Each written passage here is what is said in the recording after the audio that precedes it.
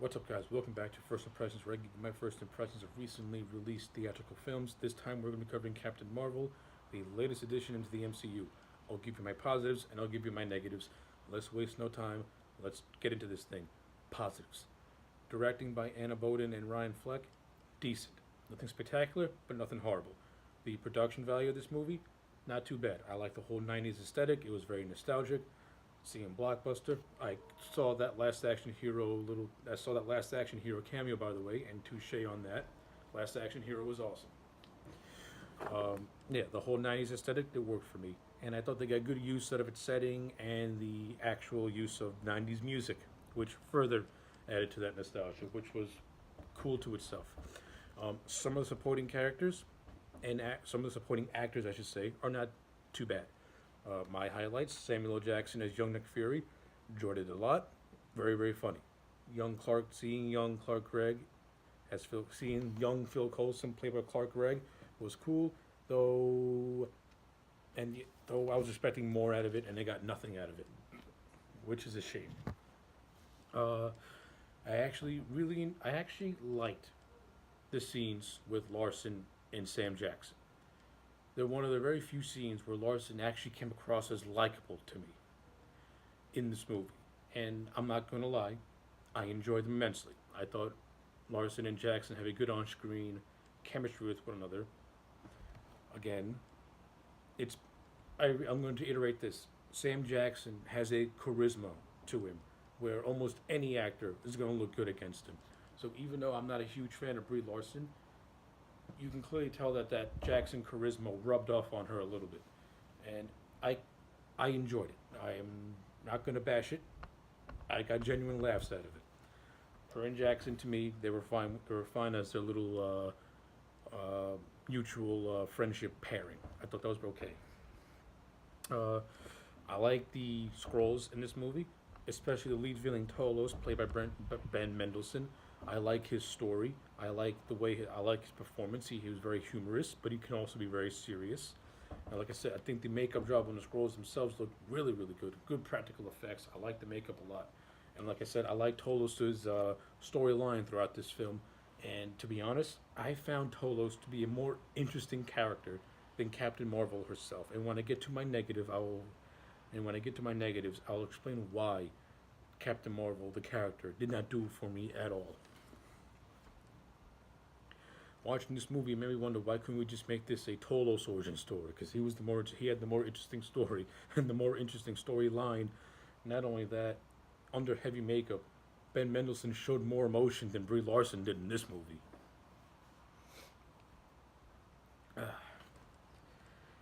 The fight scenes in this movie, it's fine for what it is. It's light show. It's not horrible. It's good. It's good for what it is. And that's pretty much it. That's all for my positives. Let's go on to the negatives. Negatives. Jude Law is in this movie, and I liked him in this movie, but they do absolutely nothing with his character. And there's a twist with his character that I'm just not really sold on, and I didn't really care for.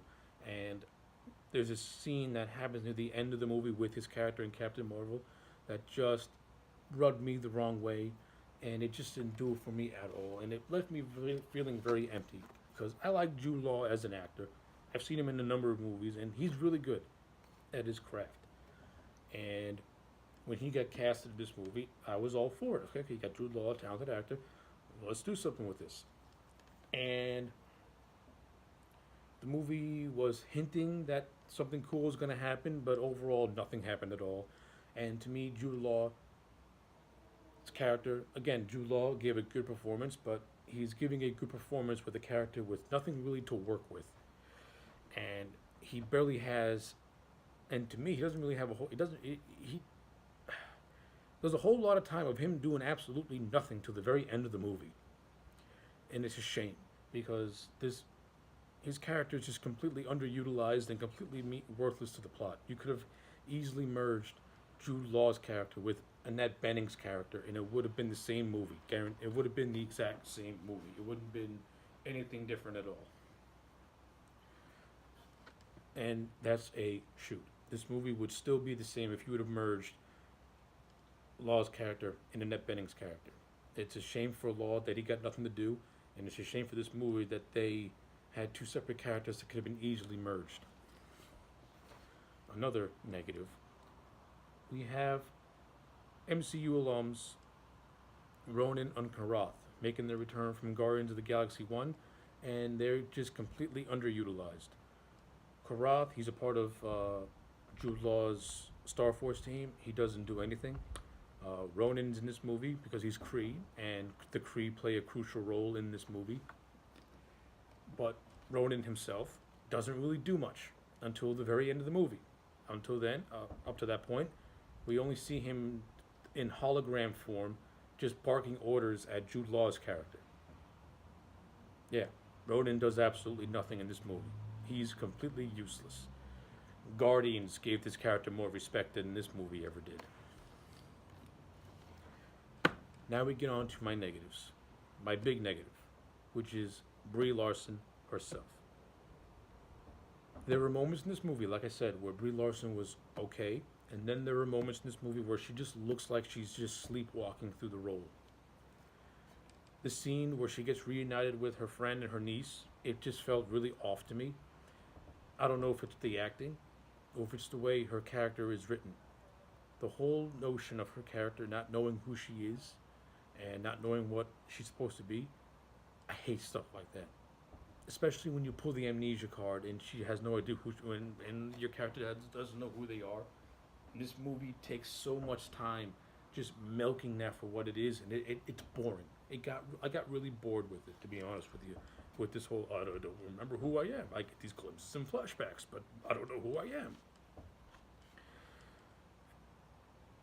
I would have preferred if they didn't do that, if they didn't take that route, because I thought that route just weighted down this weighted down the Captain Marvel character, because there's so many lines and scenes where she's like, I don't know who I am, I'm not who you think I am, and blah blah blah blah blah.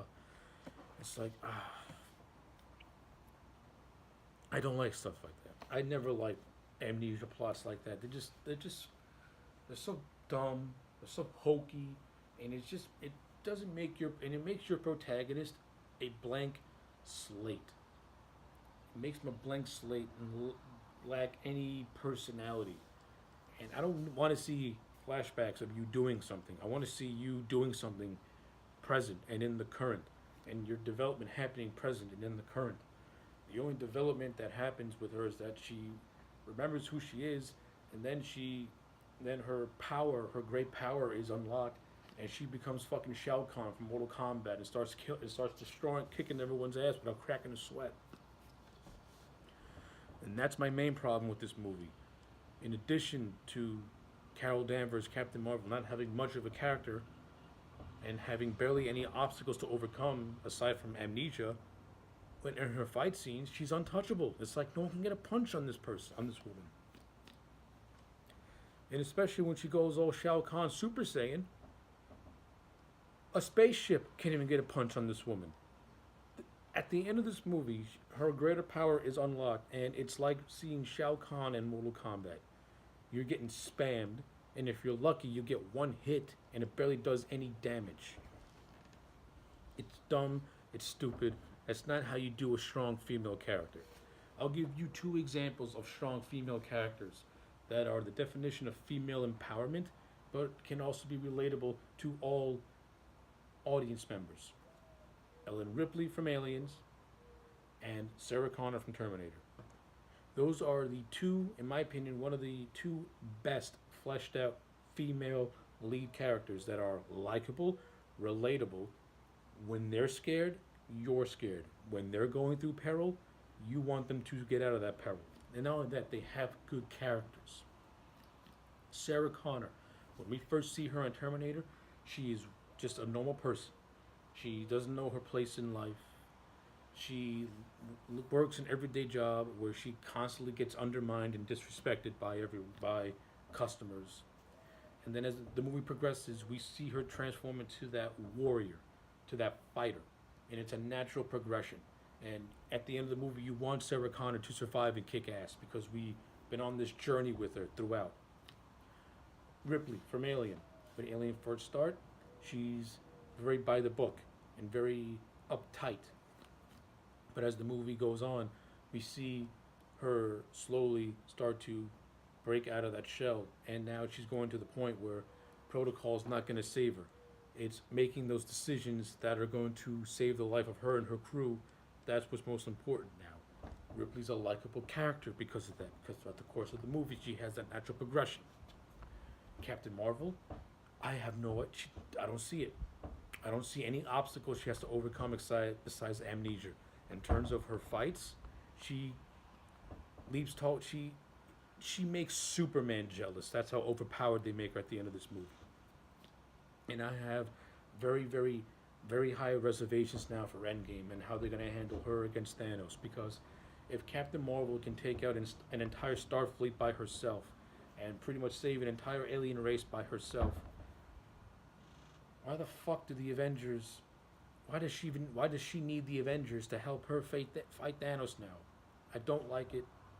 I hate it, and I think it's stupid. And I think it's dumb, and it's going to undermine all the good things that happened in Infinity War. But just by calling on Captain Marvel, who can probably beat Thanos in 12 seconds, given what we saw with this. So yeah, those are my overall thoughts on the recently released Captain Marvel. At the end of the day, I'm sorry to say, I gotta give it a 6.5 out of 10. I think this is one of the weakest entries into the MCU. I would watch both Thor movies. Sorry, I would watch the first two Thor movies before I go back to this. And I don't even think too highly of those movies, to be honest with you. I like them on the same par as this. The only difference is that Thor goes through a character arc. Thor goes through obstacles and actually learns something. I don't know what Captain Marvel. I do know what Captain Marvel learns in this movie. So anyway, those are my candid thoughts on Captain Marvel. Let me know yours in the comment sections below. Did you see this movie? Did you like it? Did you hate it? I would like to know. Like this video and subscribe, and I'll check you back next time for more.